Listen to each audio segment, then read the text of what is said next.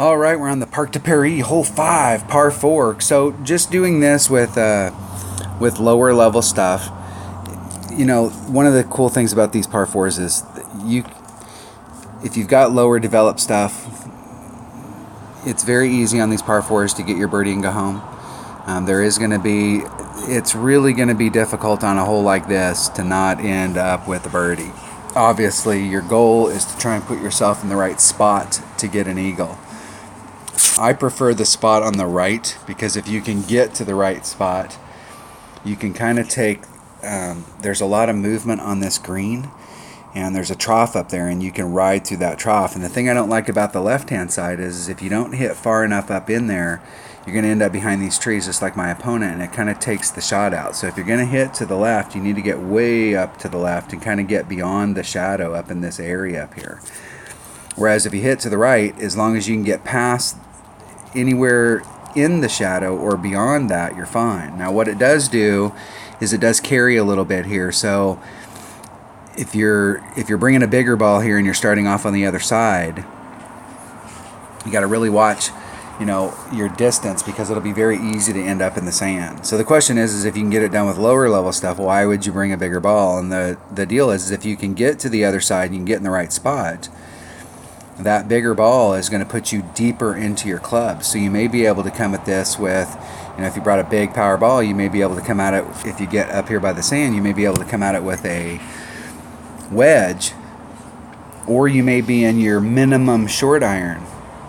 And the way I work the math on my short irons is my short iron is twice as accurate when it's at minimum club. It's 75% more accurate when it's in mid club.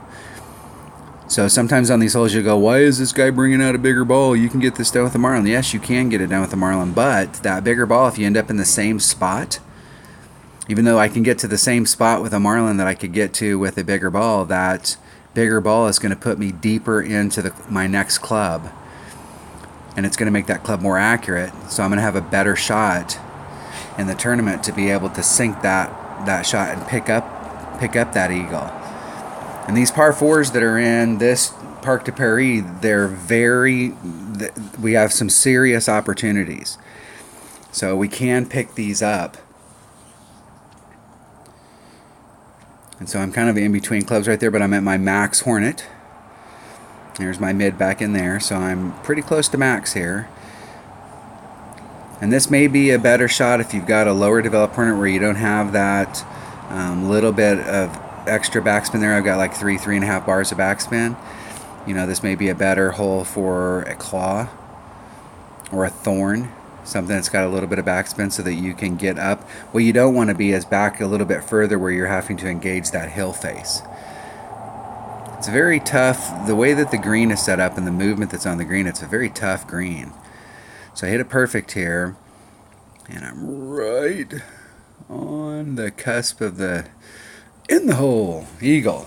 So you can get it done with lower level stuff, but depending on the clubs you're bringing, you know, if you're trying to be more consistent on that, you're gonna be in a deeper part of your club, more accurate. But no matter what, you're gonna have to hit perfect in order for that shot to happen. So that's hole 5, par 4 of Parc de Paris. Thanks for watching.